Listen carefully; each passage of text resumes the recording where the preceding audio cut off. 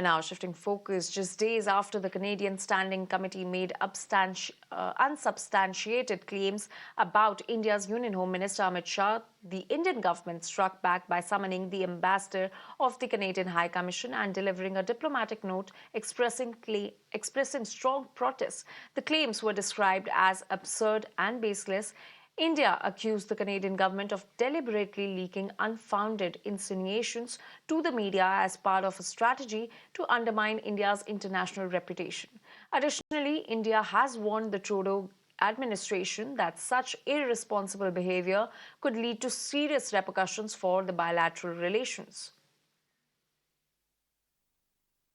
We had summoned the representative of the Canadian High Commission yesterday.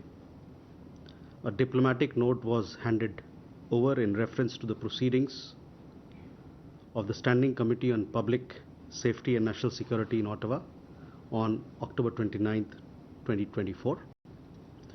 It was conveyed in the note that the Government of India protests in the strongest terms to the absurd and baseless references made to the Union Home Minister of India before the committee by Deputy Minister David Morrison.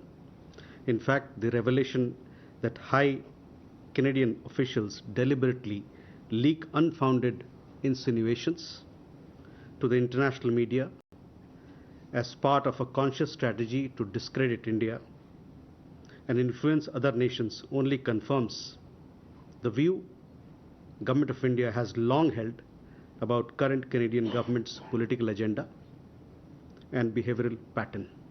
Such irresponsible actions will have serious consequences for bilateral ties. Meanwhile, Canada has made yet another scathing allegation against India, and once again without any evidence. The baseless rant this time talks about cyber threats and espionage. Ottawa has accused New Delhi of using state-sponsored cyber threat actors to conduct cyber threat activity against Government of Canada networks for the purpose of espionage. This, they believe, is done to promote India's global status and counter narratives against India and the Indian government. And what is more interesting is that they have clubbed India with nations like Iran, North Korea, China and Russia.